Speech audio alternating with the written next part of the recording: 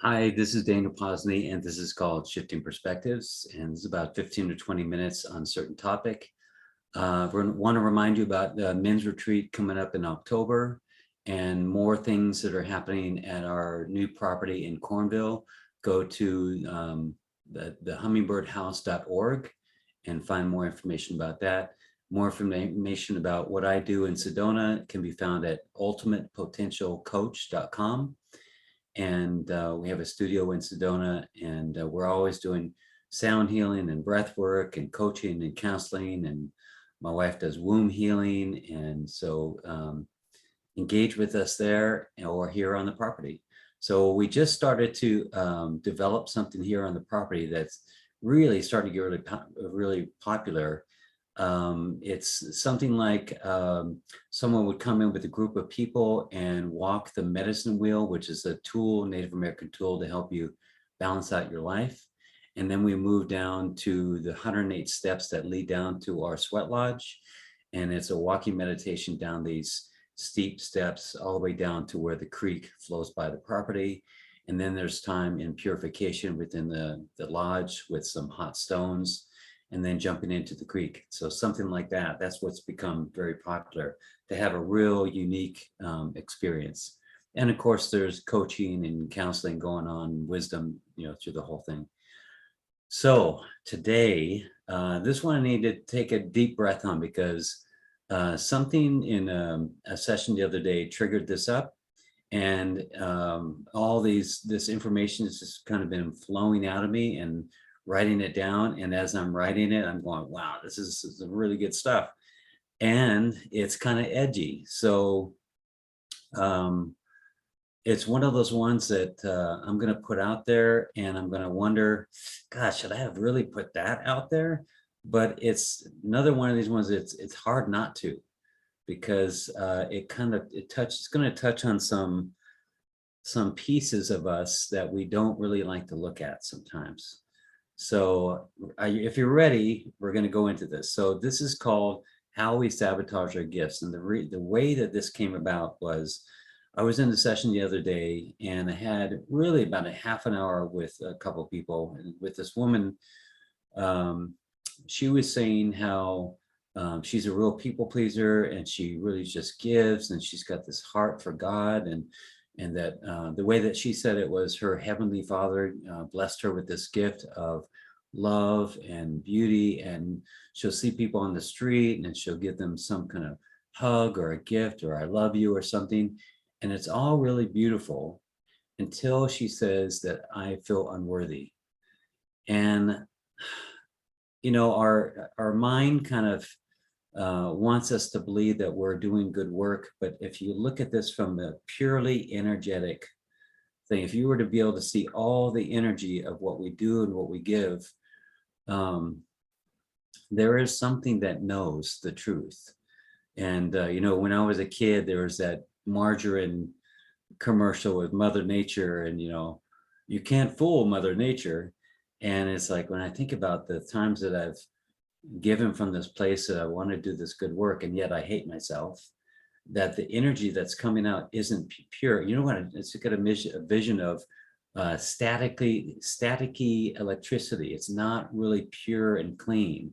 Yes, it's still feeding the systems, but the signal isn't really clean. So that's what I'm talking about. That's kind of what's coming through on this one, is that you may believe that you're putting out something it's coming from your heart, but if at the same time you don't love yourself, there can't be pure love in that moment. So this is what we're going into. Take a deep breath. Here it comes. Trauma, real or perceived, guilt and shame. You were an unaware, unwitting participant, and yet your mind said shame, unworthy of love, of God's love. It says you should have done something. You should have said something. You should have known better. But God did not say this. Your mind said, doomed, punish. These are remnants of old religion. And sometimes in seeking retribution, you imagine how you would commit similar acts from your own pain. In your most private and conscious moments, you know your own destructive thoughts. But this is where others have committed these acts. But you can break the chain. You separate God into a person so that there's a judge and a punisher. Our ego doesn't like the thought, but in another body, in another time, you could have committed similar acts because you weren't prepared for forgiveness and love in the moment. And honestly, if I'm really, really honest with myself, why is it that I'm such a supporter of women? And I don't think I was really taught this. Maybe I was taught by my father and how he treated my mother, but then again, my mother had her own problems with him too. So where did that come from? I didn't go to a school for this. It wasn't drilled into me. And yet I find myself in these positions. Maybe there's some deeper psychological reason for it, but I wonder sometimes, is this the flow of energy? No, this isn't punishment. No, this isn't reward, but maybe it's the flow of energy that in some other existence, in some other body, I'm doing the opposite. I'm not supporting women. I'm actually abusing women.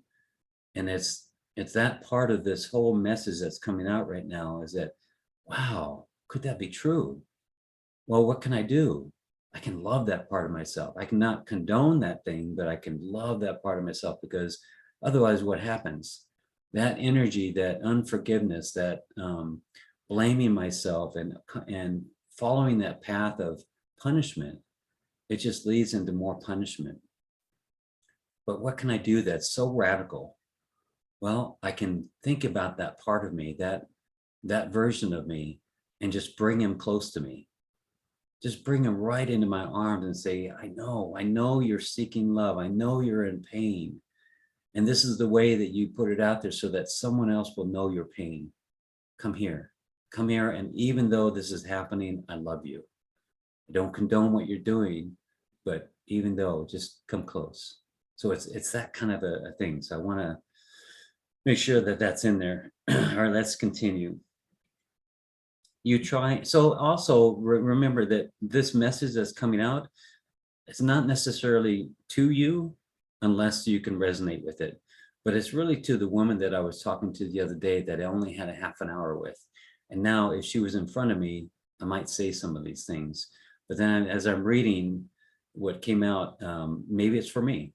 So you try to redeem yourself now by being born again or serving others through the blessing of your Heavenly Father. But your serving is rarely pure of heart, since it is tainted with egoic guilt. You think you are blessing others while you feel unworthy. You believe that if you do enough penance, you will redeem your sins. But it's difficult for you to imagine that there will be no punishment for you or anyone, and there will be no reward for you or for anyone, only alignment with love. So what we're doing is that we're removing anything that's not in alignment with love. And some of those things we need to experience so that we know what they are. Realize that your version of God may have been limited and suited the idea your ego had to punish you. Let me say that one again. Realize that your version of God may have been limited and suited the idea your ego had to punish you. Stop limiting God as only a benevolent force and expand into everything, everywhere, as all things, in all ways. Wow. Look into that. As everything, in all ways. There can be only God. So it kind of invites us to really expand our version, our idea of what God is. Stop giving the abuser or perpetrator the power. Forgive the victimizer's similar thoughts as you have had, but you took no action on. It is not the man who pulls the trigger, but the boy. It is the wounded boy who strikes out, not the man. There is no man, there's only the boy. The boy desperately seeks love to be returned to him. Heal the part of you that secretly envisions taking violent action. Acknowledge that it is not you, but an aspect of you, your egoic mind, that creates these distortions. Giggle at its delusions. When we can acknowledge the bully, abuser, victimizer within and forgive it and heal and integrate it into our life, we will be liberated from our ego's tendency to dismiss and hate that part of ourselves. What if we acknowledged and loved all parts of ourselves the same way that we acknowledged bell-bottom cords in the 70s, or the Ford Pinto, or our first kiss, or a baby trying to figure out scooting forward? We can change our mind at any time to whatever brings authentic love without judgment into our hearts. In short, question. Question your idea of yourself. Is it true? Is it really, really true? Just focus on what is true, not perceived, not believed, not thought. What do you find? Is your idea of God the highest it can be? Even higher than that?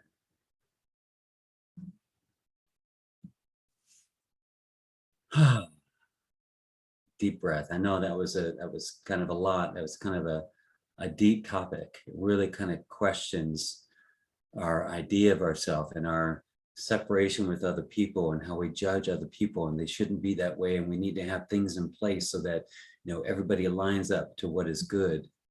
And if those people aren't good, if they cause harm to me, then they should be punished. So we find that the only one that's punishing is us, society, humanity. But the thing that guides humanity doesn't punish, and that's a hard concept to get into. And it's not something that we're taught from some religions and some movies and some ideas, that there is no punishment, but there's also no reward. But we're taught that so that will keep us in line.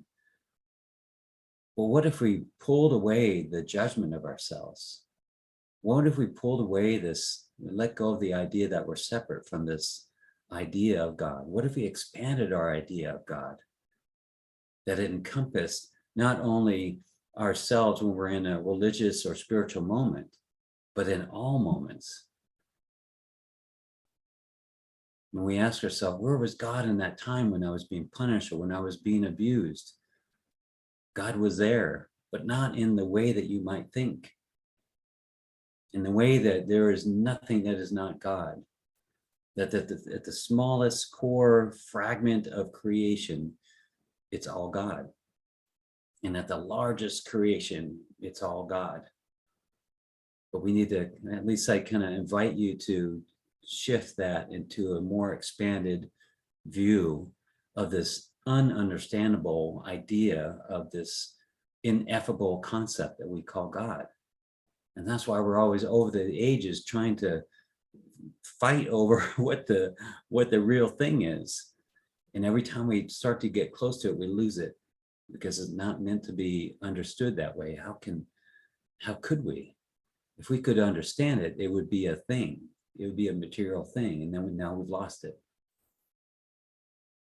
So imagine if the way that you've been giving in the past was from a place of great intention, and yet back here you weren't allowing people to come into you because you didn't feel worthy, you didn't feel enough, you didn't feel lovable. Now imagine that you've got like a twin version over here that for some crazy reason loves itself. For some crazy reason it said, even though I've done some terrible things in my life, I love myself and I forgive myself. And I fill myself up with love for myself, not because of the things that I've done, just because there's this force that animates my being.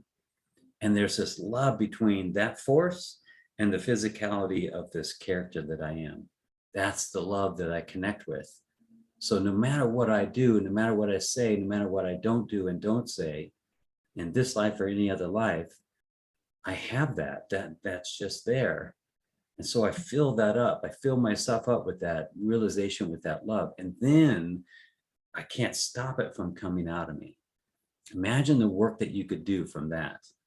All you practitioners, all you therapists, all you healers, all people that are working with people, imagine the work that you could do. And it might look the same, but something is different. Something is different than the energy that comes out there. Man, if you could see the purity of that energy, if we could see that as a color, like when we did something, we played a flute, or we did some breath work, or some sound healing, or did some counseling, and what emanated from us was a color. And the closer that you got to colors pink and white, the more pure it was. And then you could see that when you weren't completely loving yourself, it would come out as a darker color, maybe as a blue or a green, but not quite into that higher frequency. How the actions might be the same, but the energy behind it will be different because you're coming from this different source. Ah.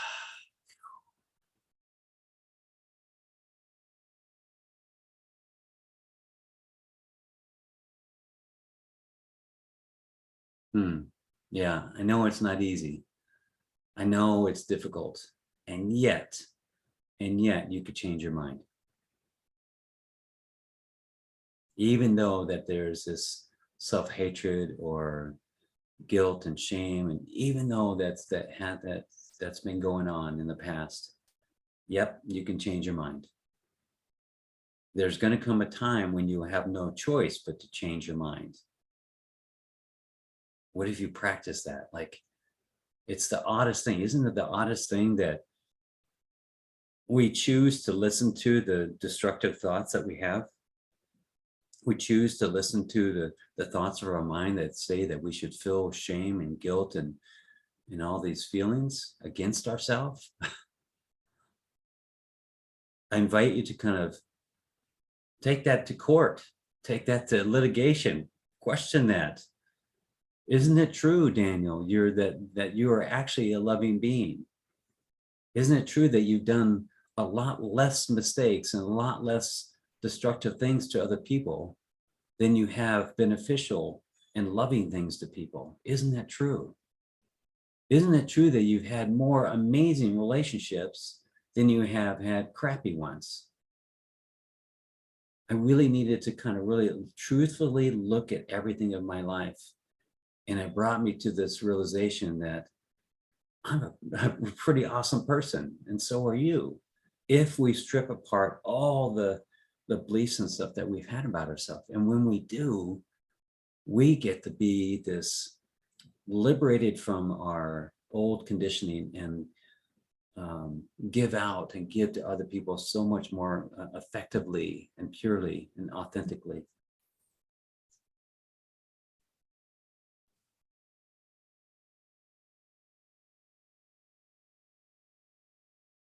Okay, so how do we do that? How do we do this thing? Well, it's a process, and it's just as you have thoughts come up, and before they come out as words, I'm always this way, I have a problem with this. It's just a practice of acknowledging what's coming out of your mouth, and then the next step down is to acknowledge before it comes out of your mouth, but as a thought. So you kind of catch them before they become manifested. So everything starts out as an energy, as a thought, and then if it's thought of consistently, it becomes manifested. So we're kind of working from that way, that as it is an energy, and then as a thought, we recognize it. And before it comes out of our mouth, that's when we kind of know that we're doing the work on it. So before it just comes out of a reaction, and it's just us. This is just what I'm thinking. This is just the truth. I just speak this way. But after a while, if you start practicing, you realize that it's not really good for you. So you stop doing it more and more and more, and you start to shift your presence, your personality even, and you start to become a different person. And you're still you're not going to lose yourself, but you have to get to be more of you, not less of you. So that's just the practice. It's just more awareness of the thoughts and the words that come out of your mouth, and then just kind of just allowing them to settle back down. allowing yourself to only speak words of love as much as possible. And then it'll be the only thing that you do. It's possible. Thank you. I hope that didn't tweak too much. Actually, I get the feeling that it was really good, and you're still here because it resonated with you, and you feel good about it. So thank you for listening or watching, and I hope you have a magnificent day. I love you. Bless you. Thank you.